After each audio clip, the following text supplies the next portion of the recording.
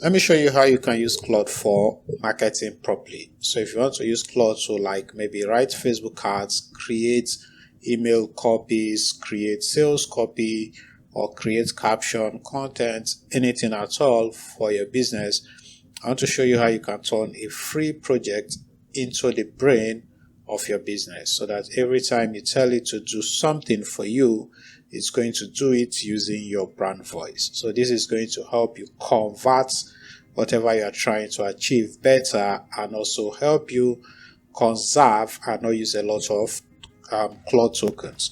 So let's say, for instance, I copy this prompt and then I come to Claude and I just tell it to write me 5 captions, Instagram captions for these products that I am selling, which is a Focus Sheet Pro bundle and a whole lot of things. So I can give it all the information and it's going to do an incredible thing.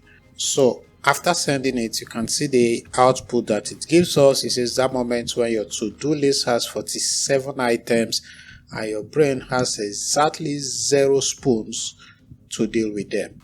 This is not bad, all right, but we can make it better. And the way to make it better is to create a project. We want to tell this project into our business brain, and it's going to talk the way we want it to talk and do everything the way we want it to do it.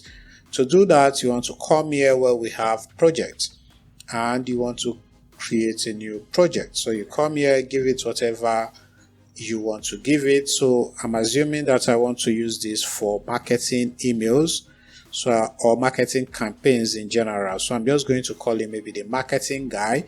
So every time I need to create marketing materials using that specific product or for that specific product, this guy is going to write it using the full instruction that I'm going to give it now.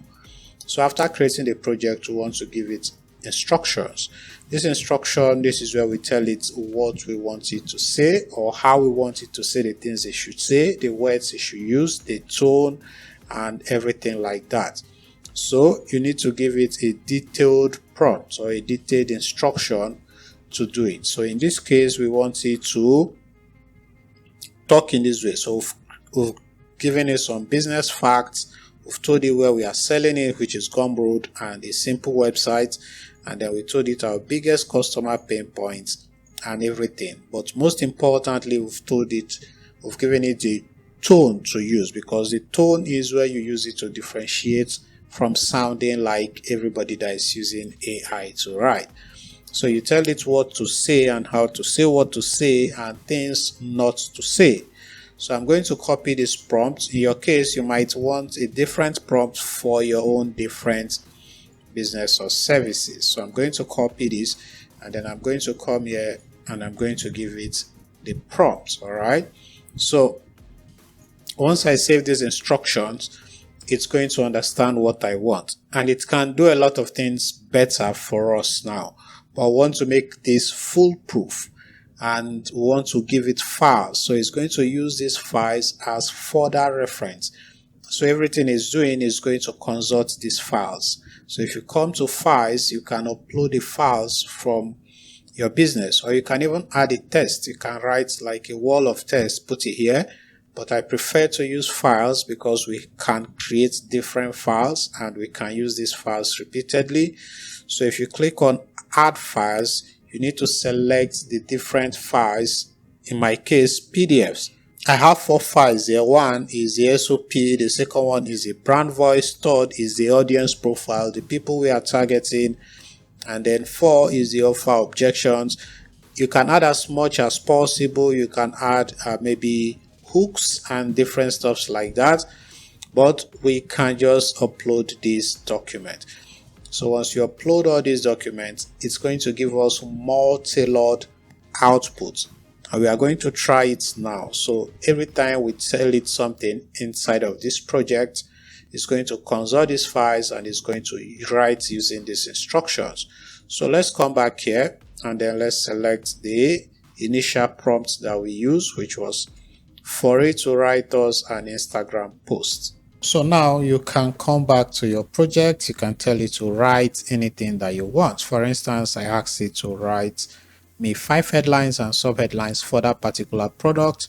and it's something very, very different from what it would ordinarily write, because it's using all the information that we have given it and it's using the instructions that we've given it. So this feels much better.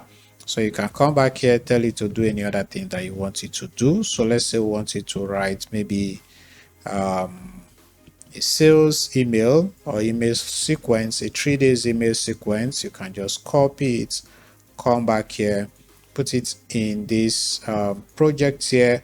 Everything you are doing here should be under the project, and it's going to write us the email sequencing or 3 days email sequence using the information that we have. So here you can see it says, hi there, you grabbed a free sample few days ago, so I wanted to check in. Maybe you have already dropped it into your Notion and started using it, maybe still sitting in a tab waiting for a slow afternoon. Either way, no pressure. You see, this is actually very, very relatable, and it's very, very better. It's much better this way. So the reason why you need to do it this way is that you get consistency in the way that you write and the way that you sound, and also it's going to save you more token, because this project keeps track of the document that we've given it, so it's not repeating and rereading everything that you are giving it, and it is giving you the same result. So you're not going to consume more tokens you doing it this way. So if you want to see how we generated all these documents, then watch the next video that is going to show up here.